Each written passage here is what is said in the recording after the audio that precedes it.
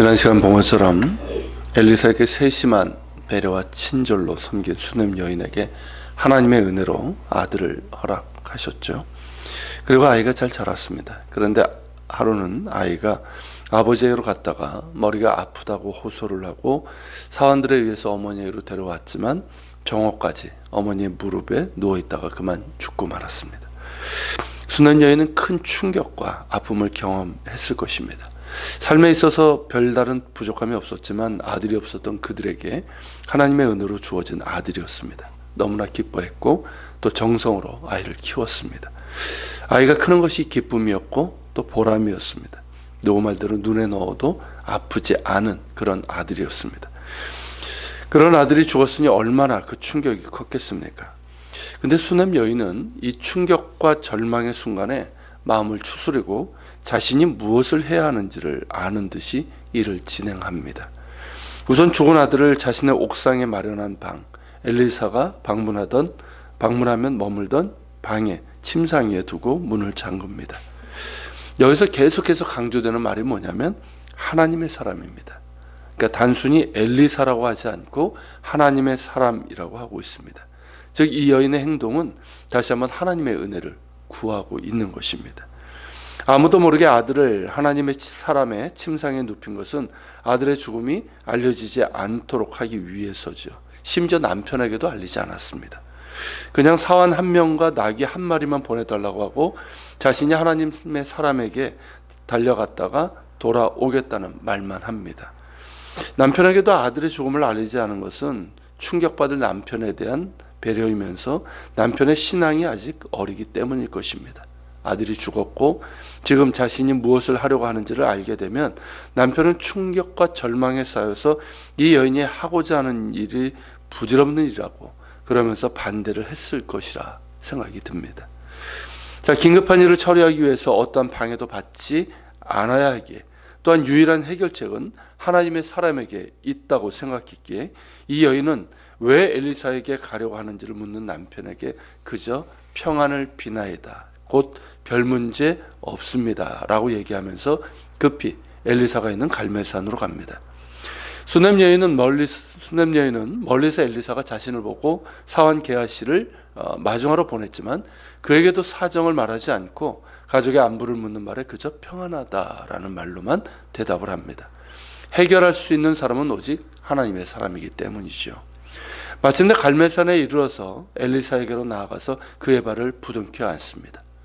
누군가의 발 앞에 엎드리고 그의 발을 붙잡는 행동은 철저하게 자신을 낮추는 겸손이고 또한 생사를 건 간절함이 담겨 있습니다.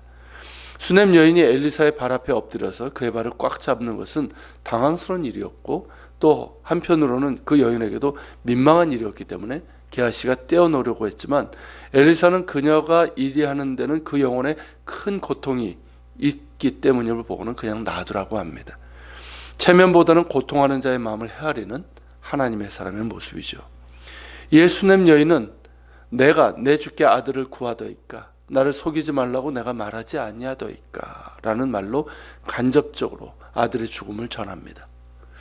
이 여인의 모습을 보면요, 사랑하는 아들의 죽음에도 불구하고 자신의 감정을 잘 참아내고 다스리면서 하나님의 궁유를 구하고 있는 믿음을 볼 수 있습니다. 사실 이런 상황에서 이 정도로 마음을 다스리기가 쉽지 않거든요. 이제 자신의 감정을 정말 잘 다스리고 참아내면서 오직 하나님의 궁유를 구하고 있어요. 그녀의 말대로 자신이 아들을 구했던 것이 아니라 엘리사가 하나님께 구하여 주신 아들이었습니다. 그런데 그녀의 말에는 엘리사를 원망하거나 책임을 묻는 말이 아니에요. 당신이 하나님께 구하여 은혜로 주신 아들이 죽었는데 다시 한번 당신께서 하나님께 구해서 궁유를 베풀어 주실 수 있냐라는 그런 간절함이 담겨 있고요. 오직 하나님께만 그리고 하나님의 사람에게만 희망을 두는 깊은 신앙심을 보여주고 있습니다. 당시 상황이 어땠습니까? 바알 신앙이 만연했잖아요. 대부분의 사람들이 하나님과 바알 사이에서 머뭇머뭇하는 상황. 그저 하나님을 어떤 자신의 복을 빌어주는 어떤 수단으로만 삼았던 그런 때 아니었습니까? 그때 그녀는 생사화복은 전적으로 하나님께 있음을 믿었습니다. 아마도 아들이 살아나지 못했더라도 하나님을 믿는 신앙은 흔들리지 않았을 것입니다. 이 여인을 보면 정말 그 인품도 성숙하고 그 믿음에 있어서도 암흑의 시대에 한 줄기 빛처럼 빛나는 보석 같은 믿음입니다. 그녀의 성숙한 인품과 믿음은 그 이후에도 이어지게 됩니다.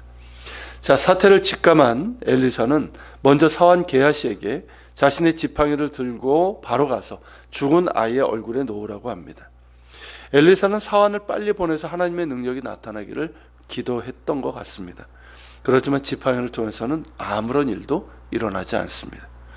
그런 가운데 수넴 여인은 엘리사에게 여호와께서 살아계심과 당신의 영혼이 살아계심을 두고 맹세하노니 내가 당신을 떠나지 아니하리이다 라면서 간청을 합니다. 사실 대개의 경우는 어떻습니까? 이 사환 게하시하고 함께 갔을 겁니다. 일반적인 경우라면.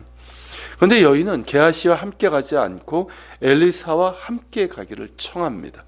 내가 당신을 떠나지 아니하리이다 라는 이 말은 당신이 나와 함께 가지 않으면 내가 떠나지 않겠다는 매우 간절한 요청이고 기도입니다.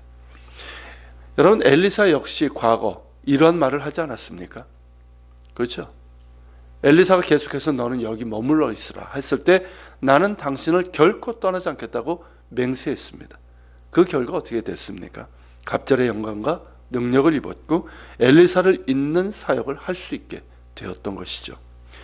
결국 이 여인의 아들을 살린 것은 이 어머니의 믿음과 간절하고 끈질긴 자세에 있습니다. 이 여인의 말을 달리 표현하면 당신을 통해서 하나님께서 응답하시기 전에는 내가 떠나지 않겠습니다 라는 그런 말입니다. 여러분, 이것이 우리가 하나님께 드릴 기도의 자세가 아닐까요? 엘리사도 그랬고 야곱도 그랬고 에스더와 많은 믿음의 사람들이 자신의 목숨을 거는 듯한 간절함으로 하나님의 긍휼하심을 구했고 하나님께서는 그에 대한 긍휼하심으로 응답해 주셨습니다. 예수님께서도 불의한 재판관의 이야기를 하면서 이 끝까지 포기하지 않고 간청하는 기도의 중요성에 대해서 우리에게 말씀해 주셨죠. 우리의 기도가 우리의 모든 것을 내려놓고 하나님의 뜻을 구하는 것이지만 때로는 하나님 나를 긍휼히 여기소서, 하나님께서 은혜 주시지 않냐면 나는 망합니다, 하나님께서 응답해 주시기 전에는 내가 떠나지 않겠습니다, 나를 긍휼히 여기소서라는 정말 깊은 믿음과 간절함이 있는 기도도 있어야 할 것입니다. 하나님께서는 당신을 향한 믿음과 간절함으로 구하는 기도를 외면하지 않으십니다. 긍휼하심으로 반드시 응답해 주십니다. 우리 같이 기도합시다. 주님, 오늘 수넴 여인의 누구라도 충격과 절망 가운데서 흔들릴 수밖에 없는 상황에서 하나님을 바라보면서 자기의 감정을 다스리고 그렇게 하나님의 긍휼을 구하는 정말 간절한 기도를 우리가 보게 됩니다. 주님, 우리가 하나님 앞에 기도할 때 이런 간절함이 있게 하옵소서. 때로는 인내 시간이 필요할 때가 있습니다. 더욱더 하나님께서 우리에게 주를 바라보게 하실 때가 있습니다. 포기하지 않게 하시고 정말 간절함으로 하나님의 얼굴을, 하나님의 긍휼을 구하게 하여 주시옵시고 그럴 때 하나님의 긍휼하심이 우리에게 임하는 줄로 믿습니다. 이 시간도 우리가 그 마음을 가지고 같이 기도하며 나아갑시다.